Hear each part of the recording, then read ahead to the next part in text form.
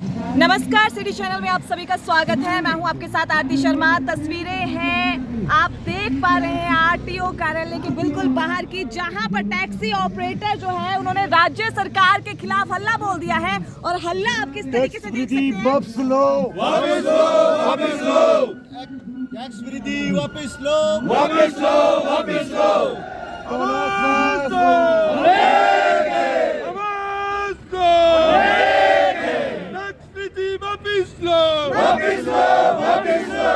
बिल्कुल टैक्स वृद्धि वापस लो, ये नारे यहाँ पर लगाए जा रहे हैं। प्रदेश सरकार के खिलाफ हल्ला यहाँ पर बोला जा रहा है, क्योंकि राज्य सरकार ने ना केवल 5%, ना केवल 10%, ना केवल 20, ना केवल 50, बल्कि यहाँ पर सीधे सीधे 6 गुना 8 गुना टैक्स में वृद्धि कर दी है, जिस वजह से आप देख रहे हैं हल्ला बोल राजधानी शिमला में हो रहा है।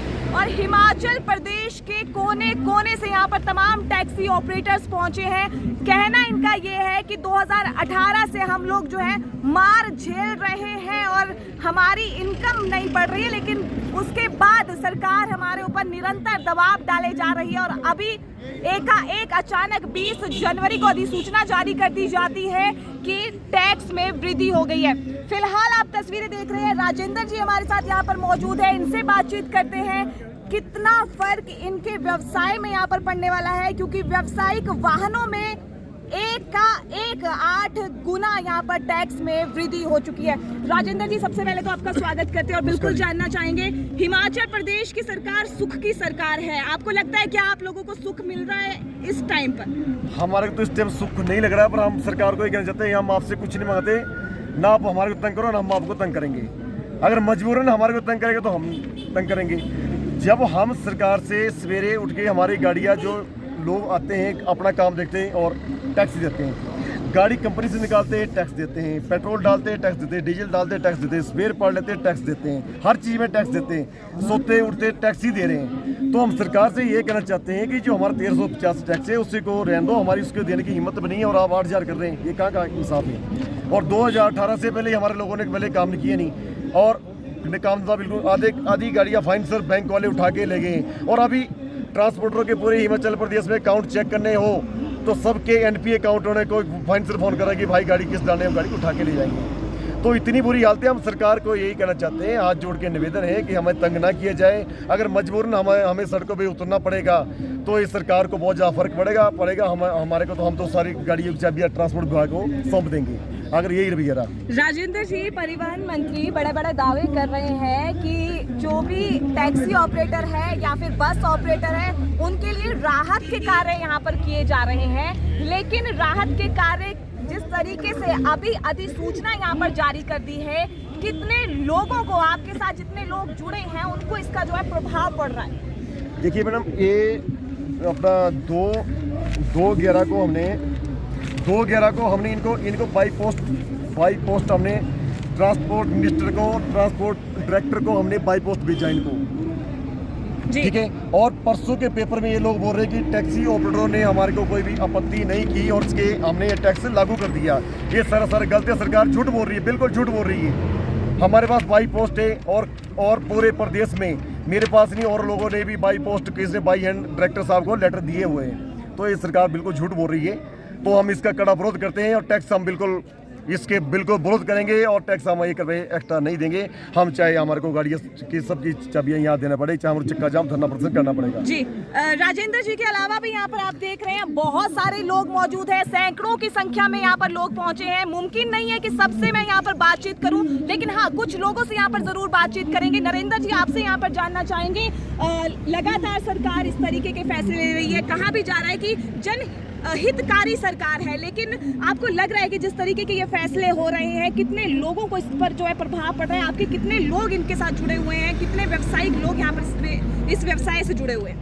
देखिए, टैक्सी जो एक टैक्सी है, उस टैक्सी के साथ अगर हम बात करें टूरिज्म क्षेत्र में, तो हमारे साथ होटलियर जुड़े हैं, हमारे साथ ट्रैवल एजेंसियाँ जुड़ी है, हमारे साथ घोड़ा व्यापारी है, हमारे साथ एडवेंचर वाले हैं, पैराग्लाइडिंग वाले हैं, रिवर राफ्टिंग वाले हैं। उसके अलावा जो रेडी फड़ी चलती है रोडों पे, वो भी टैक्सी ऑपरेटरों के बलबूते पे चलती है, क्योंकि जब टैक्सी चलेगी तभी तो टूरिस्ट जो जाएगा पॉइंटों पे घूमेगा, और उससे लाखों लोगों का रोजगार जो चल रहा है। और अगर बात करें तो आज चाहे केंद्र सरकार की बात करें चाहे प्रदेश सरकार की बात करें, हर आए दिन मतलब अगर बात की जाए तो 3 महीने बाद कोई ना कोई एक नया कानून हमारे ऊपर लागू कर दिया जाता है। कभी जीपीएस के रूप में, कभी ग्रीन टैक्स के रूप में, कभी राज्य टैक्स के रूप में, कभी एटीपीआई पे परमिट के रूप में। तो मतलब इन लोगों ने जो है एक जो टैक्सी वाला है, टैक्सी ऑपरेटर है, उसको एक इनकम का जरिया जो है वो समझ रखा है। अगर एक अधिकारी या एक सरकारी कर्मचारी की सैलरी की बात आ जाए तो सारे कर्मचारी जो अपना पेन डाउन कर देते हैं। लेकिन ये जो अगर बात की जाए पूरे प्रदेश के अंदर या देश के अंदर, तो हर चीज़ का जो साधन इन्होंने इनकम का मान रखा वो ट्रांसपोर्ट को। मतलब कि आप ट्रक की बात करो, बस की बात करो, अभी आपके सामने एक काला कानून केंद्र सरकार ने लगवाया जो है वो भी ड्राइवर के ऊपर। एक आदमी की, एक ड्राइवर की कितनी इनकम है कि वो एक्सीडेंटल पे 7 लाख रुपए भरेगा, और अगर वो 7 लाख रुपए भरेगा तो वो ड्राइवरी क्यों करेगा?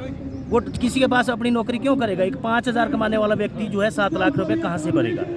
आज की डेट में जो है हिमाचल का जो टैक्सी ऑपरेटर है वो लाखों परिवार को पाल रहा है और खुद भूखा मर रहा है। लाखों परिवार से जुड़ा हुआ है ये व्यवसाय, और उसके बावजूद भी आज अपनी हालत पर आंसू बहा रहा है।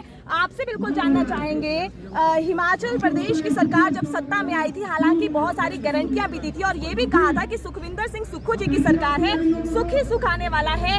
क्या उम्मीद पर सुख की सरकार जो है वो खरा उतर पाई है? जी, अभी तक के कार्यकाल में तो बिल्कुल भी नहीं लगता। हमें वर्तमान सरकार से बहुत सारी उम्मीदें थी। पूर्व की सरकार ने तो हमारी किसी भी बात को नहीं सुना। हमारी एक मुख्य मांग थी कि टैक्सी गाड़ी का परमिट जो है प्रदेश में 15 साल का कर दिया जाए। वह हमारी मांग को अनसुना किया। उसके बावजूद टैक्स वृद्धि कर दी गई।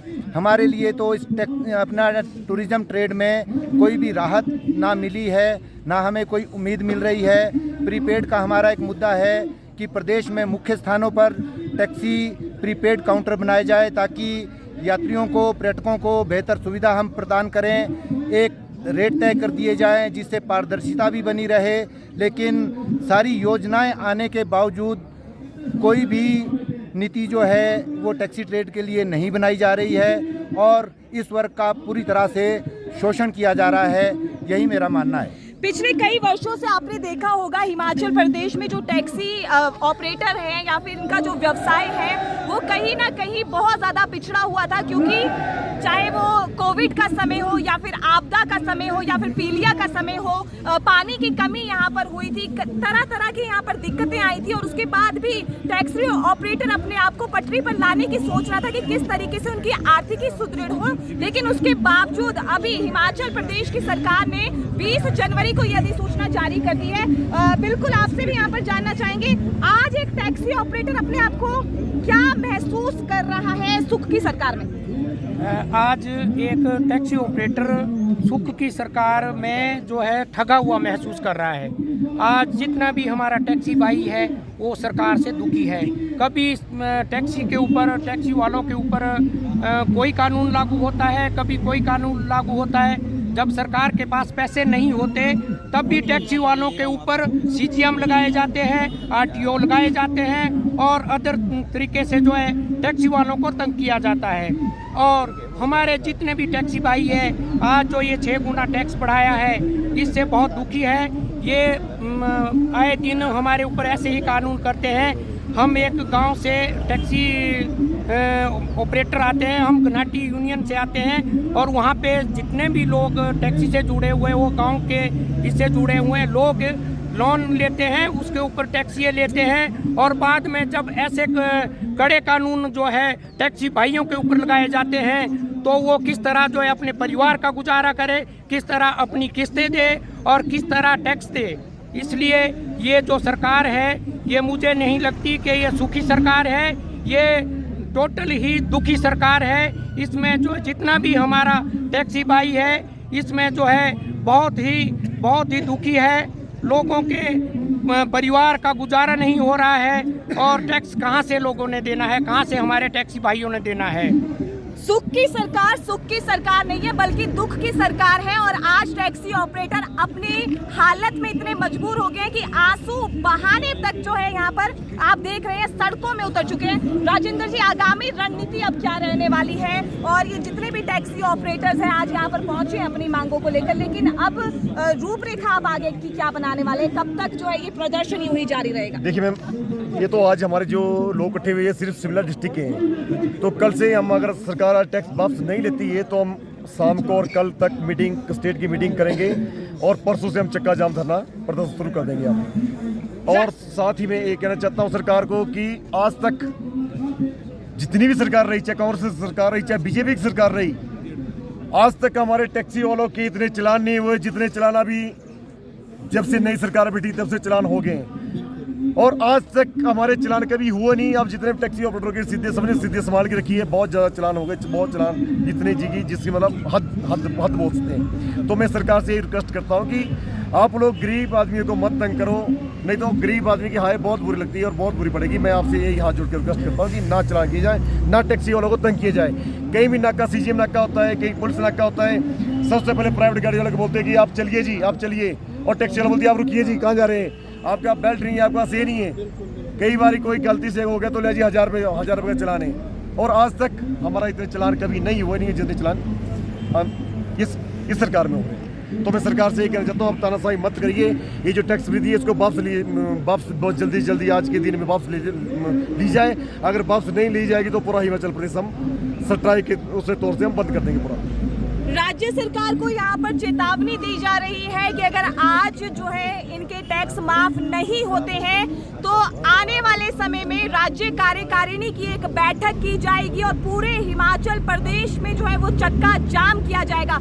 और ये बहुत ही आप देख सकते हैं लाखों लोग इनके साथ जुड़े हैं। ऐसे में आने वाला समय जो है वो आगामी लोकसभा चुनाव का है। कहीं ऐसा ना हो कि इसका प्रभाव जो है वो आगामी चुनाव पर भी पड़े। तो ऐसे में बेहद ज्यादा जरूरी है कि प्रदेश सरकार इस बाबत कोई उचित कदम उठाए। अब उचित कदम उठाती है या नहीं उठाती है ये तो हमें आने वाला वक्त बताएगा। और आने वाले वक्त को जानने के लिए आप जुड़े रहिए सिटी चैनल के साथ। अभी के लिए दीजिए इजाजत, नमस्कार।